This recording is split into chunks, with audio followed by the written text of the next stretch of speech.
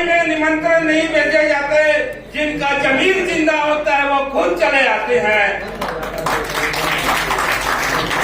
बाबा साहब भीमराव अम्बेडकर की 132वीं जयंती पे मैं इन्हें नमन करता हूँ, मैं इन्हें प्रणाम करता हूँ। सम्मानित मंच, उपस्थित श्रोताओं, आपको भी मैं बाबा साहब भीमराव अम्बेडकर की 132वीं जयंती पे बहुत बहुत बधाइयां देता हूँ।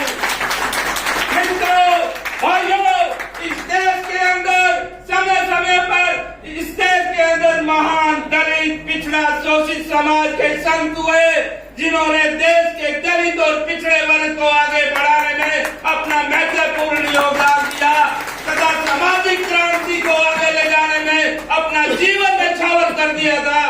ऐसे ही महान संत राजनेता हुए महात्मा कबीर, ज्योतिराव फूले, राजा सूरवीर, जयप्रकाश नारायण, महात्मा फूले और ये रामनाथ स्वामी पेरियर और रविदास संत जैसे महान संत और नेता हुए, जिन्होंने देश के दलित और पिछड़ों को आगे बढ़ाने के अंदर अपना योगदान दिया और इन समाज के प्रति हमेशा कृतज्ञ रहे और लड़ाइयां लड़ते लड़ते अपने नाम सवर्ण अक्षरों के अंदर लिखा कर गए।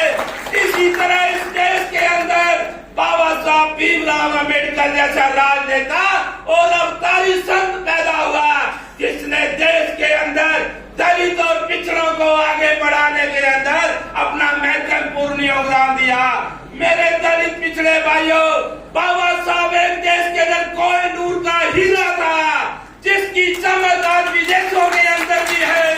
एक हीरा इंग्लैंड के अंदर महारानी एलिजाबेथ के पास पड़ा है और एक हीरा ये बाबा साहब अम्बेडकर जी थे, जिनको आज पूरे आज देश के अंदर ही नहीं विदेशों के अंदर भी आज पूजा जा रहा है। उन्हीं के कार्यों की वजह से आज बाबा साहब एक विश्व के नेता थे। मेरे भाइयों बहनों, बाबा साहब भारत के महान विधिवेता, समाज सुधारक और राष्ट्रीय नेता थे। बाबा साहब ने बड़ी विभिन्न परिस्थितियों में अपना जीवन प्रारंभ किया। वे उस समाज में पैदा हुए जिस समाज के अंदर मनुवादी व्यवस्था के लोगों ने उनका विरोध किया।